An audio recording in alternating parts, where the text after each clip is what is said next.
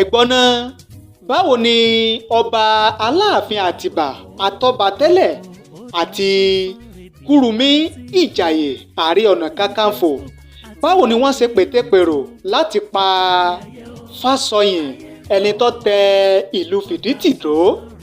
Báwo ni wọ́n ṣe pètèpèrò láti gbẹ̀mí rẹ̀? Ṣé wọ́n rí ṣe? Ṣé wọn ò rí ṣe? Kí ni ìgbẹ̀yìn wọn? Gbogbo ẹ̀ la ṣàlàyé nínú ìtàn yìí. A fẹ́ kẹ́ ẹ farabalẹ̀ kẹ́ ẹ gbọ́ wa láti bẹ̀rẹ̀ dé òpin. Ó yá o, ẹ jẹ́ á wọnú ìtàn lọ. Otasansan rédíò and TV a wà lórí Facebook àti YouTube bẹ́ẹ̀ bá ṣe ń gbọ́ wa bẹ́ẹ̀ lẹ́ẹ̀ máa wò. A kí gbogbo ẹ̀yin tí ẹ ń wò wá tí ẹ dẹ̀ ń gbọ́ wa níkànnì Otasansan. Ojú tẹ́ fi ń wò wá kò ní fọ́, etí tẹ́ fi ń gbọ́ wa kò ní di láṣẹ Èdùmàrè. Ẹ ṣé o, adúpẹ́, a kí yín dáadáa bẹ́ẹ̀ ṣe ń wo ìkànnì wa lóòrèkóòrè nígbàkigbà tí a bá ti mú àwọn fídíò tuntun tá a bá ti mú wá fún yín lórí ìkànnì yìí. A kí yín lórílẹ̀‐èdè Nàìjíríà, a kí yín káàkiri àgbáńlá ayé, ẹ̀yin tẹ́ wà ní apá ilẹ̀ Áfíríkà, ẹ̀yin tẹ́ wà ní apá ilẹ̀ Europe, ẹ̀yin tẹ́ wà ní England àti gbogbo ibikíbi tẹ́ bá wà lágbàńlá ayé tẹ́ ti ń wo ìkànnì Otasansan. Ìlà ń kí yín pé láṣẹ Èdùmàrè ẹ kéré oko délé o, ẹ sì ní gbé sájò, ẹni ẹlẹ́ni kò sì ní kéré iṣẹ́ oníkálukú wa bá ṣe láṣẹ Èdùmàrè. Eléyìí tí a tún mú wá òun náà ni wípé a fẹ́ sọ nípa ìtàn tó rọ̀ mọ́ bí ọba Aláàfin Àtìbà àtọba tẹ́lẹ̀ àti Kurunmi Ijaye ìyẹn Aare Onakakanfo nígbà náà bí wọ́n ṣe pètèpèrò láti gbẹ̀mí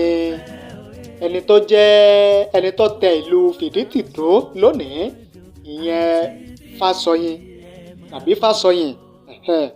Bó ni ọba Àtìbà àti Kurunmi bó ni wọ́n ṣe pètèpèrò láti gbẹ̀mí rẹ̀? Kí ni Fasoyin kí ló ṣe fún kábíyèsí Aláàfin Àtìbà àtọba tẹ́lẹ̀ àti Kurunmi lẹ́sẹ̀ rẹ̀ tí wọ́n fi gbèrò láti gbẹ̀mí rẹ̀? Ṣé wọ́n rí ṣe? Ṣé wọn ò rí ṣe? Kí ni ìgbẹ̀yìn ọba Àtìbà àti Kurunmi lẹ́yìn tí wọ́n pètèpèrò láti gbẹ̀mí Fasoyin tó jẹ́ ẹni tó tẹ ìlú Fiditi dó lónìí? Àwọn nǹkan tí a fẹ́ ṣàlàyé nínú ìtàn yìí nìyẹn. Ṣùgbọ́n ká tó tẹ̀síwájú, èyí tó bá jẹ́ pé ìgbà àkọ́kọ́ rèé tí ẹ kọ́kọ́ wo ìkànnì yìí Otasansan, ẹ má gbàgbé láti bá ní subscribe sórí ìkànnì yìí, kẹ́ ẹ dẹ̀ bá ní tan notification bell, ìyẹn aago rán mi létí, kẹ́ ẹ lè máa láǹfààní lóòrèkóòrè tá a bá ti mú fídíò tuntun, ìtàn tuntun, ọ̀rọ̀ tuntun, ìṣẹ̀lẹ̀ tuntun wá fún yín nípa àṣà, ìṣe, ìlú, akọni ilẹ̀ Yorùbá wá fún yín lórí ìkànnì Otasansan. A lè sọ bí ìtàn yìí ṣe ṣẹlẹ̀ àti ohun tó ṣẹlẹ̀ gan-an láì sọ nípa Aláàfin Àtìbà àtọba tẹ́lẹ̀ àti irú ènìyàn tí Aláàfin Àtìbà àtọba tẹ́lẹ̀ jẹ́ pẹ̀lú Fasoyin ẹni tó tẹ ìlú Fiditi dó. Aláàfin Àtìbà àtọba tẹ́lẹ̀ ó jẹ́ ọmọ bíbí inú Aláàfin Abíọ́dún, ọba tó lákíkanjú ni Aláàfin Àtìbà àtọba tẹ́lẹ̀. Ó gbójú, ó gbónu, ó tún gbóyà. Bàjẹ́ má ṣẹ́ ò ní ọba Aláàfin Àtìbà nígbà tó wà lórí ìtẹ́. Ọba Aláàfin Àtìbà ló jẹ́ kí Ọ̀yọ́ tuntun wà níbi tó wà lónìí. Ọ̀pọ̀ ogun ló wáyé lásìkò tí Àtìbà fi wà lórí ìtẹ́ apèrè gẹ́gẹ́ bí ọba Aláàfin Ọ̀yọ́ tó sì borí ọ̀pọ̀lọpọ̀ ogun lásìkò rẹ̀. Ẹ wò, ẹ jẹ́ á dánu dúró nípa irú ẹ̀dá ènìyàn tí Aláàfin Àtìbà jẹ́ torí kìí ṣe ọ̀nà bẹ̀ ńlá ń lọ nínú ìtàn yìí. Ó yá ẹ jẹ́ á sọ díẹ̀ nínú irú ẹ̀dá ènìyàn tí Fasoyin ẹni tó tẹ ìlú Fiditi dó irú ènìyàn tó jẹ́. Gẹ́gẹ́ bí ìwádìí àti àbọ̀wádìí ṣe jẹ́ ká mọ̀, àbọ̀wádìí jẹ́ ká mọ̀ wípé jagunjagun alágbára ni Fasoyin àbí Fasoyin. Fasoyin mọ ewé, ó mọ egbò pípọ̀, ó tún mọ bá a ṣe lò wọ́n tọ́rọ̀ bá dọ̀rọ̀ ogun. Torí alágbára tí Fasoyin jẹ́ táwọn èèyàn sì mọ̀ dáadáa. Gbogbo ìlú tí ó bá ṣe ìrìn àjò lọ, tó bá ṣe ìrìn àjò dé, ni àwọn ènìyàn olùgbé bẹ̀ ni wọ́n máa ń bẹ̀rù Fasoyin. Fasoyin yìí ló tẹ ìlú Fiditi dó ní nǹkan bíi ọdún 1842. Kí wá ní aáwọ̀ tó ṣẹlẹ̀ láàrin Alaafin Atiba àti Fasoyin tọ́rọ̀ fi di wípé Aláàfin pète ikú lórí Fasoyin. Àṣó ti pẹ́ ẹ̀dá ti máa ń fi ikú wẹ̀dá rẹ̀ kiri. Àsọ́nà ti jìn tí ẹ̀dá ti fi máa ń gbẹ̀mí ẹ̀dá ẹgbẹ́ rẹ̀. Àṣó ti wà tipẹ́. Nínú ìwádìí wa àti bí àbọ̀wádìí ṣe jẹ́ ká mọ̀, ìlú Ìka-Ọ̀dàn ni Fasoyin wà tó ti ń sayé rẹ̀ gẹ́gẹ́ bí jagunjagun ọdẹ tó sì ń pawọ́dà. Gbogbo àrà tí Fasoyin dá yìí ló jẹ́ ìbẹ̀rùbojo fún àwọn Fúlàní tí wọ́n wà ní agbègbè Ìka-Ọ̀dàn yìí nígbà náà. Gbogbo bí Fasoyin bó ṣe ń dá bí ẹdun tó ń rọ̀ bí òwe ní Ìka-Ọ̀dàn yìí ló ń ba àwọn Fúlàní tí wọ́n wà lágbègbè náà ló ń bà wọ́n lẹ́rù. Àwọn Fúlàní agbègbè yìí wọ́n bá pètepèrò, wọ́n lé Fasoyin kúrò ní Ìka-Ọ̀dàn, ó sì gba ìlú Ìjàyè lọ. Fasoyin gba ìlú Ìjàyè lọ. Fasoyin tún bẹ̀rẹ̀ sí dábí ẹdun láti máa rọ̀ bí òwe nílùú Ìjàyè. Ní gbogbo ìgbà tó fi wà nílùú Ìjàyè yìí, ọba Alaafin Atiba tó bá tẹ́lẹ̀ lágbára lórí ilẹ̀ Ìjàyè lásìkò tí Fasoyin wà nílùú Ìjàyè. Ṣùgbọ́n olórí ogun Alaafin Ọ̀yọ́ tá a mọ̀ sí Aare Onakakanfo ló ń ṣe àkóso ilẹ̀ Ìjàyè. Kurunmi sì ni orúkọ Aare Onakakanfo nígbà náà, ìyẹn tó ń ṣe alákòóso ìlú Ìjàyè nígbà náà. Gbogbo bí Fasoyin tún ṣe ń dábí ẹdun tó ń rọ̀ bí òwe ní ìlú Ìjàyè ló tún jẹ́ kàyéfì, ó sì ń jẹ́ ìbẹ̀rù fún Kurunmi gan fúnra rẹ̀. Ṣé ti gbàgbé pé alágbára gan ni Kurunmi, ṣùgbọ́n agbára jàgbára lọ. Ọkàn Kurunmi náà ò balẹ̀ mọ́, kò lè sùn forí lésù ká mọ́. Kurunmi rò ó rò nǹkan tó lè ṣe, ó rò ó títí kò já, ó rò títí kò ríro. Kurunmi bá gbéra, ó di ọ̀dọ̀ Alaafin Ọ̀yọ́, ìyẹn ọba Alaafin Ọ̀yọ́, ọba Atiba àtọba tẹ́lẹ̀. Ó dọ́dọ̀ ọba Alaafin Atiba, ó sọ fún Alaafin pé inú òun ò dùn bí Fasoyin ṣe fi Ìjàyè ṣẹlẹ̀, ó ṣe fi ṣe bùgbé. Ó sì bẹ Alaafin Atiba kí ó bá òun wá gbogbo ọ̀nà láti lé Fasoyin kúrò ní Ìjàyè. Ìgbà tí Aláàfin ó fèsì fún Kurunmi, Atiba ní iṣẹ́ ńlá ni èyí tí Kurunmi gbé wá. Ta ni ó mọ̀ wípé kò sẹ́ni tó gbéná wojú ẹkùn.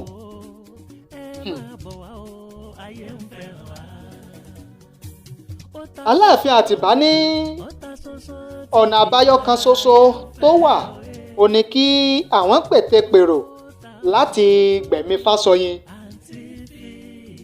Báyìí ni Aláàfin Atiba àti Kurunmi Aare Onakakanfo bí wọ́n ṣe bẹ̀rẹ̀ ète láti rán Fasoyin lọ sọ́run àrèmabọ̀rẹ́ o. Irú ète wo wá ni wọ́n ta? Ṣé wọ́n rí Fasoyin pa?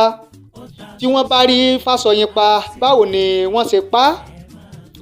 Tí wọn ò bá rí pa, báwo ni Fasoyin ṣe bọ́ lọ́wọ́ ète ọba Aláàfin Atiba àti Kurunmi tí wọ́n ń lépa rẹ̀ láti pa? Ṣé Fasoyin fi ìlú Ìjàyè sílẹ̀?